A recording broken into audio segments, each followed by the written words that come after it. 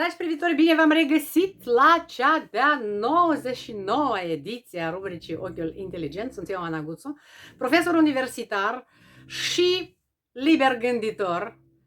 Sunt la Chișinău și emit pentru dumneavoastră, pentru a discuta, pentru a vă povesti și mai ales pentru a vă explica din viziunea mea, propria mea viziune asupra vieții, totul ce se întâmplă aici în Republica Moldova, în regiune și în plan internațional. Dragi privitori, evenimentul de ultimă oră, care fără îndoială este cel mai discutat pe rețelele de socializare și care a trezit mai multe semne de întrebare și mai cu seamă o uimire la foarte multe lume, desigur că este operațiunea pe care au desfășurat-o instituțiile coercitive ucrainene pe teritoriul Republicii Moldova, fiind asistați de instituțiile coercitive ale Republicii Moldova pentru a aresta personaje ce erau implicate în antrenamente organizate de agenții Kremlinului pe teritoriul Republicii Moldova în scopul instruirii acestor personaje și în scopul efectuării ulterior a unor atentate asupra persoanelor oficiale, publice din Ucraina. Au fost arestați mai întâi arestate trei personaje, printre ei toți cu cetățenie a Republicii Moldova. Unul era găgăuz, alta era din Transnistria, după care au urmat și alte arestări, dar evenimentul cheie sau nucleul acestui eveniment este nu această operațiune briliantă a ucrainenilor, că nu poate fi numită operațiune a instituțiilor coercitive din Republica Moldova. Nu. Ucrainenii au realizat această acțiune. Este faptul că unul din personaje, atenție, a fost grațiat de președinta Maia Sandu în aprilie 2022, iar personajul respectiv avea următorul antecedent penal. Pentru trafic de droguri a fost arestat în Rusia și condamnat la 11 ani de închisoare, după care a fost extradat în Republica Moldova și omul își continua, bine mersi, pedeapsa la penitenciar.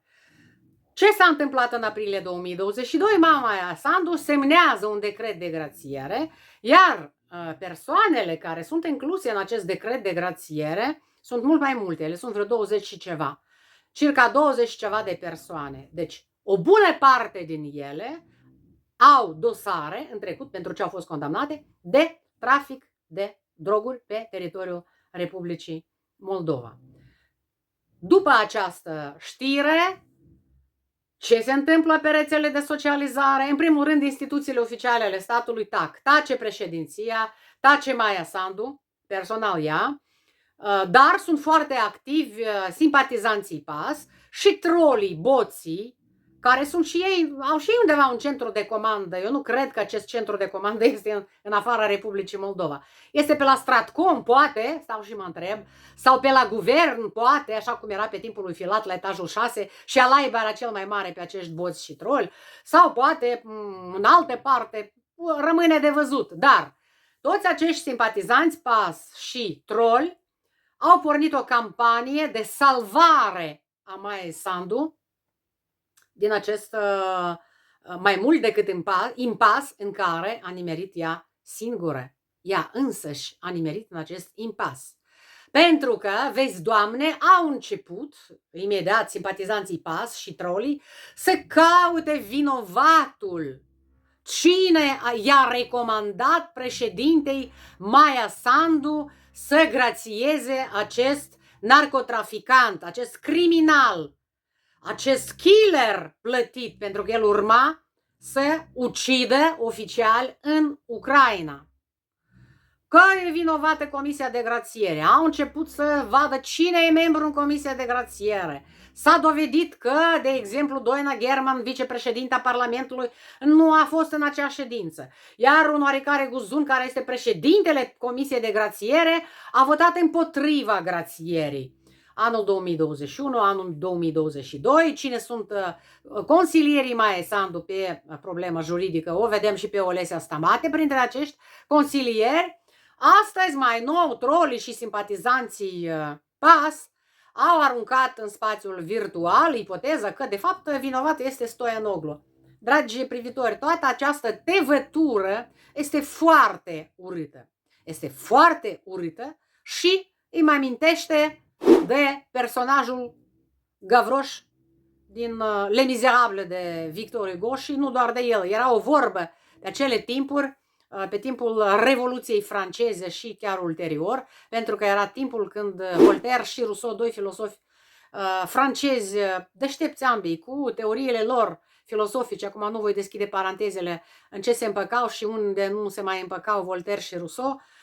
Ambii filosofi au decedat, apropo, în același an, dar disputele lor erau publice, publicau lucruri foarte interesante în ziarele vremii, cărți, își adresau critici. Voltaire a mai fost exilat din Franța de Curtea Regală, de monarhia franceză, pentru faptul că mai critica și așa mai departe. Și când era și un cântec, așa un refren pe timpurile acelea, cine e vinovat?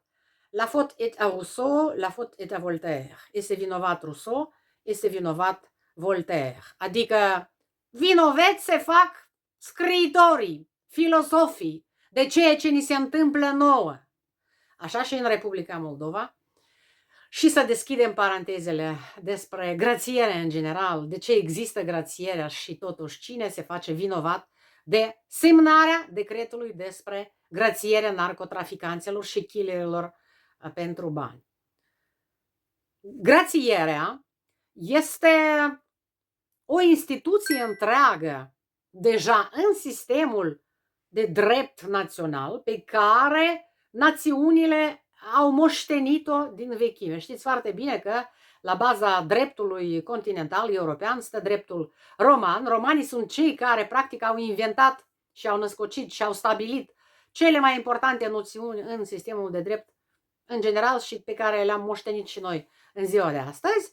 Și a existat grațierea ca un instrument de milostivenie în mâna monarhilor, împăraților, imperatorilor, țarilor, care aveau dreptul să grațieze criminalii sau persoane care se făceau vinovate de comiterea unor crime sau infracțiuni grave, mai puțin grave, dar fiecare cetățean avea dreptul să se adreseze monarhului sau țarului sau împăratului cu solicitarea de a grația cu tare sau cu tare condamnat, invocând tot felul de metafore și apărând sau încercând să o facă pe avocatul în folosul respectivei persoane, respectivului criminal sau condamnat.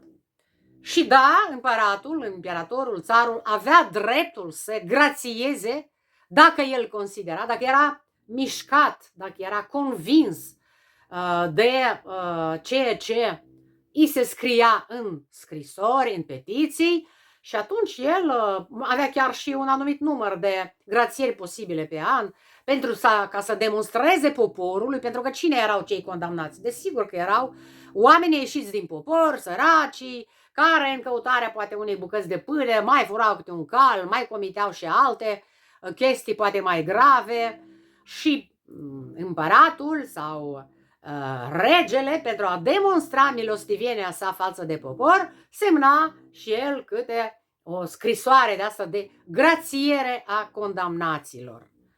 Să știți că instituția grațierii a nimerit și în sistemul de drept actual, în democrațiile dezvoltate și mai puțin dezvoltate, capii statelor, de obicei aceștia sunt președinții, există și dictatori, da? Care pot să grațieze.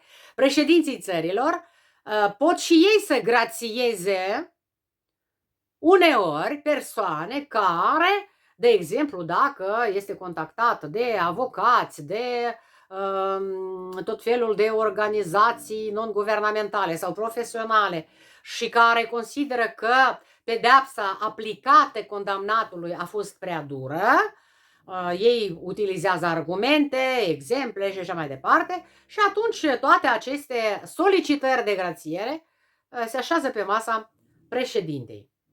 Care este istoricul grațierii narcotraficanților și killerilor din Republica Moldova, decret pe care l-a semnat Maia Sandu în 2022, luna aprilie? O astfel de adresă a parvenit Maiei Sandu din partea procuraturii în 2021. Procuratura era condusă pe atunci de Stoianoglu. O adresă repetată i-a venit Maiei Sandu în 2022, tot de la Procuratura Generală, condusă deja de acel Robu, dacă îl mai țineți minte, Robu Roibu, tipul care a instrumentat dosariada împotriva lui Dorin Chertoacă, fostul primar de Chișinău, care până în ziua de azi tot este tărit prin justiție, nu se știe de ce. Plahătniuc e la închisoare, dar Dorin Chertoacă este tărit prin justiție.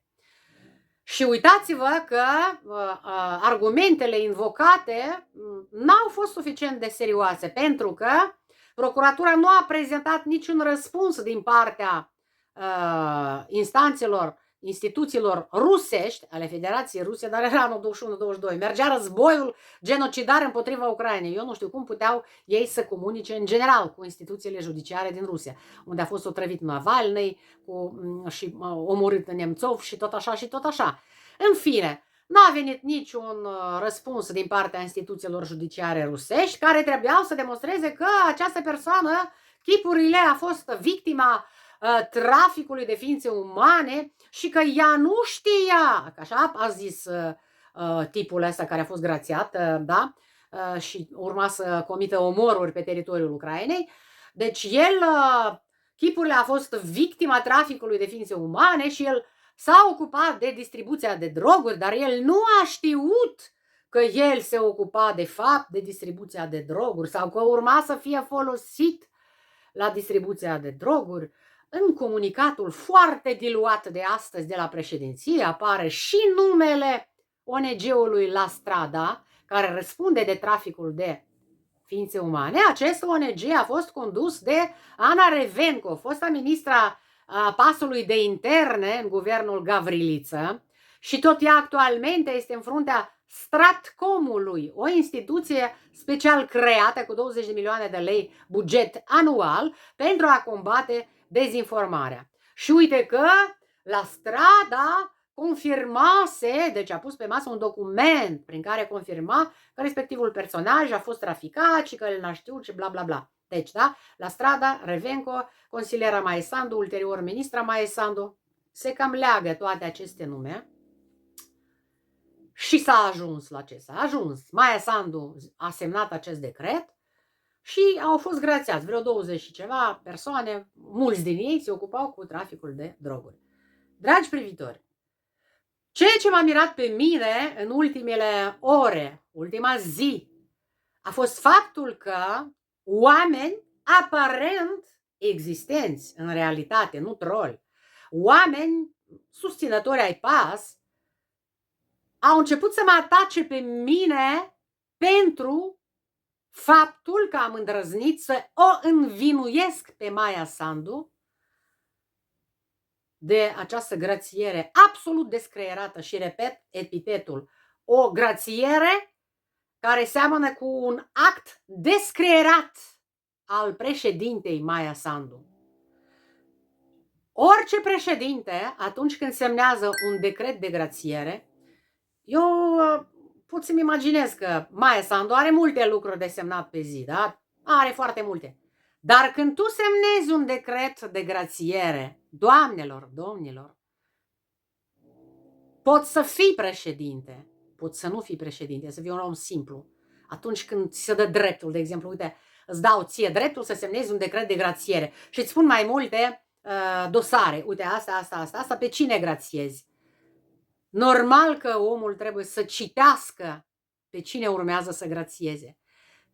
Simplul istoric al personajului, că a plecat în Rusia, s-a ocupat cu trafic de droguri, a fost condamnat pentru 11 ani, a fost extradat în Republica Moldova și a stat mai puțin de un an la pușcărie, știind că în Republica Moldova problema drogurilor, problema circulației drogurilor a devenit de fapt ceva strigător la cer, ceea ce se întâmplă în școlile din Republica Moldova și se întâmplă tragedii asupra cărora nimeni nu atrage atenția, și să nu-ți dai simplul interes să mai chemi niște oameni, să întrebi, să soliciți de la SIS o informație, să vezi ce-i cu sufletul acestui om și să semnezi decretul de grațiere, pur și simplu, așa, pac, și l-am grațiat.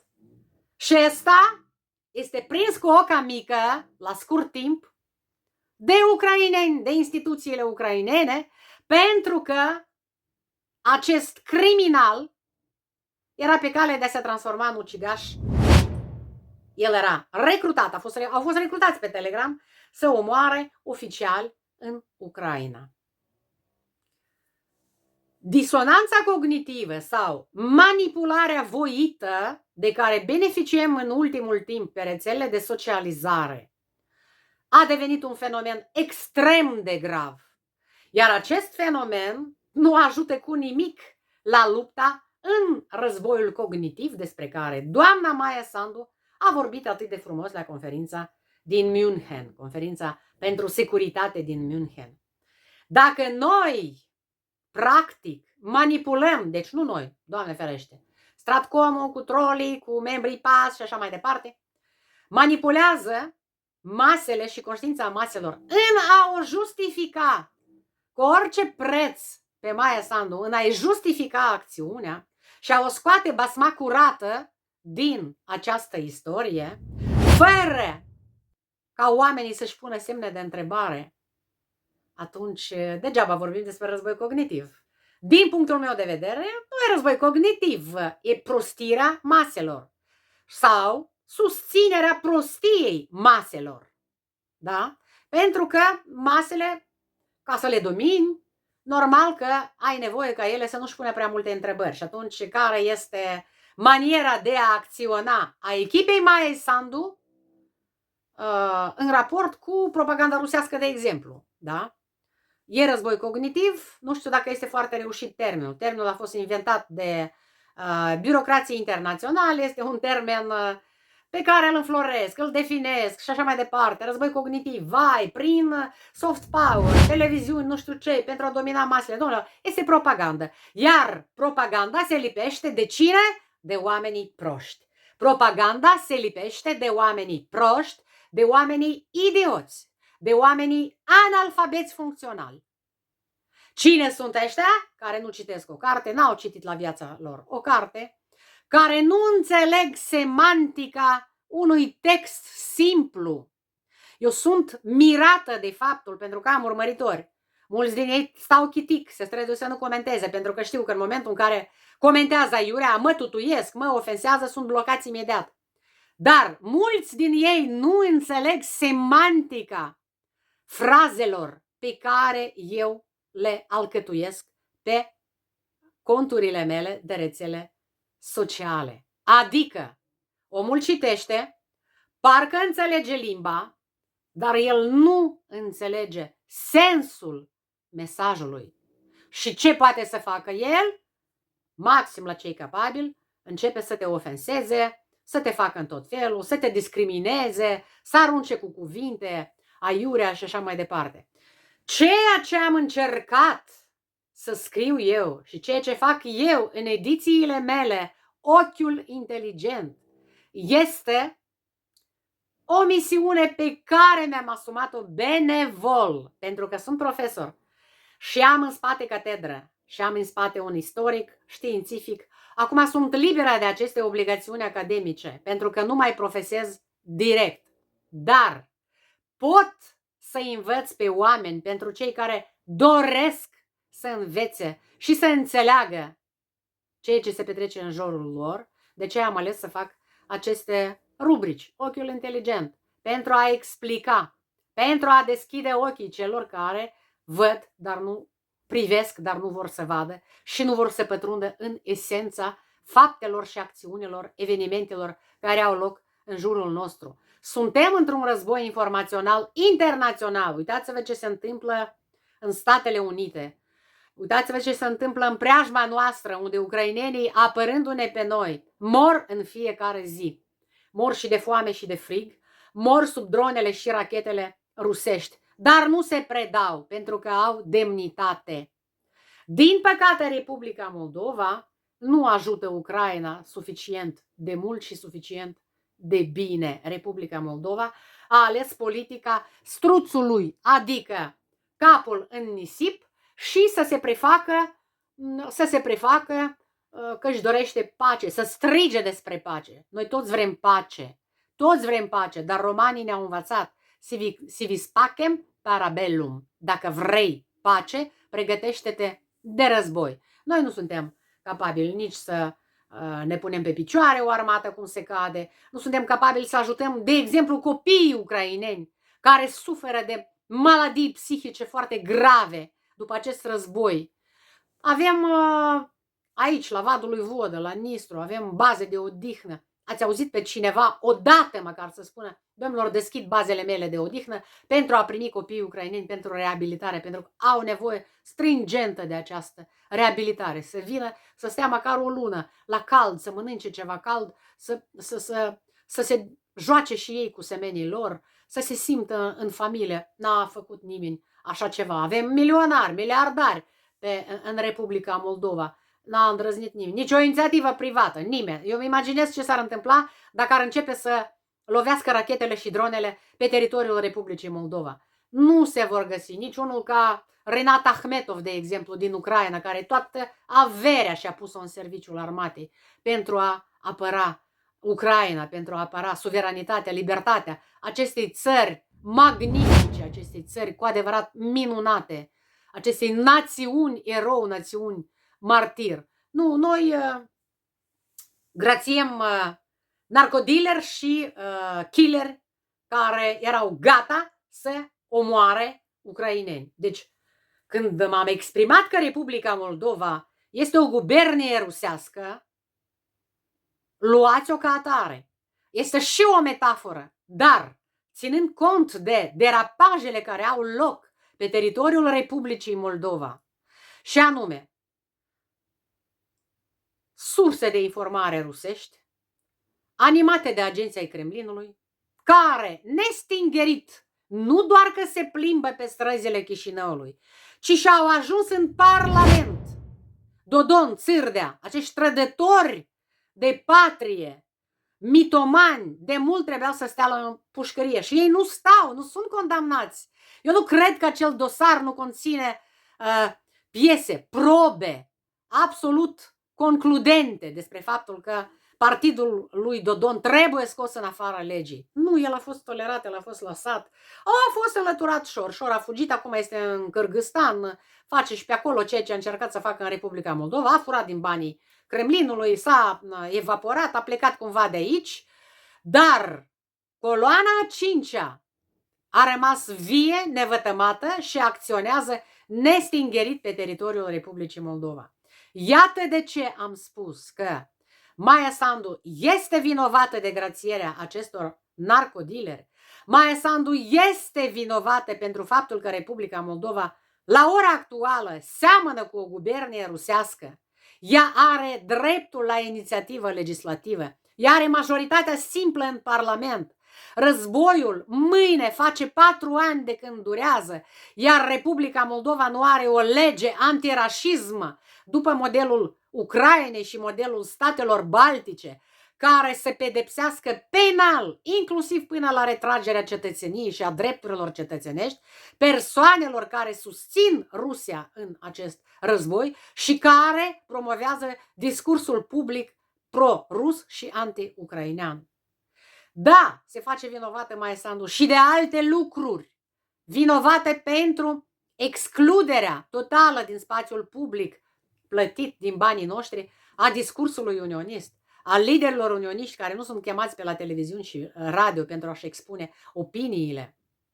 Maia Sandu este vinovată că la al 5-lea an de guvernare absolută nu a inițiat reforma teritorială administrativă. Ea are dreptul la inițiativă legislativă. Acum abia au început niște consultări și nimeni nu știe ce va fi. Ba vor rămâne raioanele, ba nu vor rămâne. O bâlbâială totală în toate domeniile, inclusiv în domeniul educației. În domeniul educației, unde nu mai vorbim, acolo a ajuns ministru, tipul Dan Perciun, care la viața lui nu a predat o lecție, nicăieri, nici în școală, nici în universitate, este un ONG-ist, n-a lucrat nicăieri serios, doar în ONG-uri, chiar dacă a făcut niște studii prin Marea Britanie, nu știu unde, și a devenit deputat, apoi ministru. Spuneți-mi, vă rog, ce plus valoare poate să aducă un astfel de personaj care s-a apucat să unească universitățile, că atât îl duce capul, mai mult nimic nu îl duce capul. Deci toată banii publici și banii băncii mondiale pentru dejunuri, prânzuri prin școli, pentru achiziționarea de computere și așa mai departe, de parcă computerele și echipamentele sunt fericirea. Dar de ce nu investiți în oameni? De ce nu investiți în oameni? Peste 2000 de profesori lipsesc în instituțiile școlare din Republica Moldova. Ei cred că dacă vor mări indemnizațiile pentru tinerii specialiști, asta îi va motiva să rămână. E de groază să auzi din gura unor deputați PAS, păi că să meargă la țară să-și ridice indemnizația, va avea o satisfacție extraordinară pentru ceea ce va face, va lucra ca profesor. Eu când aud astfel de fraze, rămân nu că supărată, sunt indignată că astfel de personaje au ajuns în Parlament și învață pe oameni ce trebuie să facă în viața lor. Oamenii sunt liberi să plece acolo unde au de plecat și vor pleca. Republica Moldova este în continuare lovită de acest flagel depopulare. Pleacă oamenii cu miile, cu zecile de mii și satele sunt pustiite, totul se concentrează la Chișinău. Zilele acestea am avut o plecare la Glodeni pe zi, pe timp de zi, dar și de noapte. E un dezastru. E un dezastru să vezi localitățile Republicii Moldova. Lumină nu nicăieri, drumurile sunt scâlceiate, oameni nu sunt, nu vezi oameni pe drum, nu încă în sate, nu vezi oameni în bălți, în glodeni, casele sunt cu lumina stinsă, nu sunt oameni. Pe unde și pe unde mai apare câte un suflet, credeți că oamenii sau tinerii vor fi înaripați să rămână într-un astfel de stat. Apropo, foarte mulți din așa zisa diasporă a Republicii Moldova. De ce spun așa zisa diasporă? Pentru că dreptul de a te numi diasporă ți-l acordă timpul și creația. Repet, dreptul de a te numi diasporă ți-l acordă timpul și creația. Diaspora românească a secolului 20 era Mircea Eliade, era Emil Cioran, erau poeții dadaiști începutului secolului 20. Ăștia care se numesc diaspora din Republica Moldova nu sunt diaspora, ăștia sunt meșteșugari, marea lor badante și lasă să se supere pe mine. Ăștia nu sunt diaspora, pentru că la viața lor n-au scris o carte, la viața lor n-au făcut ceva ca să marcheze iluminismul acestei diaspore. Cunosc oameni, dar foarte puțini, din diaspora Republicii Moldova, care, da, merită să se numească diaspora. Acești oameni, apropo, au fost alungați de 2 ori din Republica Moldova, atunci când au plecat, prima dată, pentru studii, și a doua oară au fost alungați atunci când au fost zerați, da? Îmi place acest verb, a zera vine din portugheză, readuși la zero din cauza că n-au trecut filtrele Maia Sandu. Deci ăștia sunt diaspora, dar ei sunt puțini și nu se vor întoarce niciodată. Sunt cei mai buni, au joburi foarte bine plătite și au copii aranjați, bine mersi, cu școli, cu funcții și nu trebuie să aștepte mii de ani pentru ca aici, în Republica Moldova, să vină odată și odată civilizația. Dragi privitori, am să mă opresc aici pentru că această ediție este despre dorința și putința de a spune lucrurilor pe nume. În Republica Moldova nu e de bon ton să spui lucrurilor pe nume, pentru că ești desființat de propagandiștii și de trolii PAS, pentru că oamenilor le este frică. Eu mă uit după postările mele pe Facebook, pe TikTok, pe YouTube, care ajung la sute de mii, depășesc și milionul de oameni, de vizualizări. Chiar dacă like-uri sunt mult mai puține și știu de ce, oamenii mă recunosc în stradă, îmi spun: doamna Guțu, vă urmărim, vă apreciem, colaborez cu instituțiile judiciare pentru că am un job flotant și aud același lucru de la avocați, de la procurori, de la judecători și îmi pare bine, dar oamenii nu pot să pună like-uri pentru că ei imediat sunt admonestați. Mi s-a spus personal, doamna Guțu, vă privesc, vă urmăresc, îmi place ceea ce faceți și ceea ce spuneți, dar din păcate nu pot să apreciez pentru că sunt bugetar și sunt urmărit să nu fac acest lucru. Eu mă bucur că mesajul meu ajunge acolo unde trebuie să ajungă. Nu fac asta nici măcar cu un scop politic. O fac cu bunăvoință în primul rând. O fac bazându-mă pe propria experiență și vreau ca lumea să fie în primul rând onestă cu sine însăși. Să rejecteze minciuna, pentru că nu poți idolatriza un om politic doar pentru faptul că este așa cum este, că trăzește milă, că trăzește compasiune, că se plimbă pe la conferințe internaționale, că cineva se mândrește cu acele discursuri. Doamnelor și domnilor, omul se face remarcat și devine remarcabil, inclusiv personajul politic, atunci când lasă în urmă niște fapte. Iar faptele îl înnobilează pe om.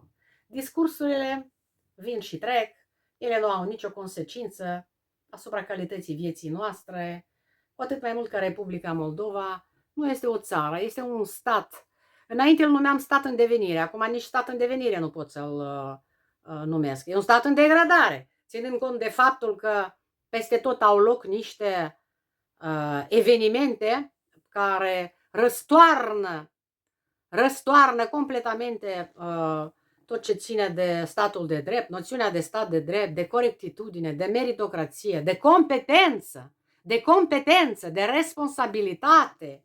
Deci Republica Moldova nu este nici măcar un stat în devenire.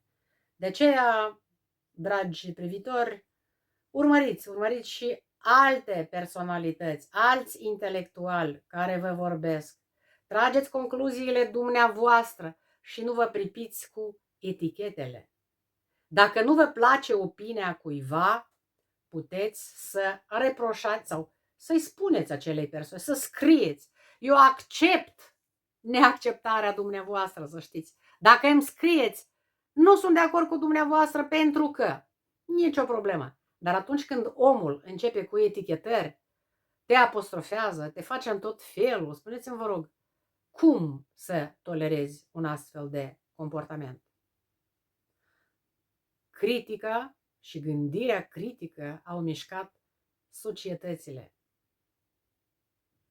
Și grațierea, ca să revenim la subiectul zilei, grațierea este un act de milostivenie care trebuie să vină în rezultatul unei analize minuțioase a tot ceea ce a făcut acel personaj.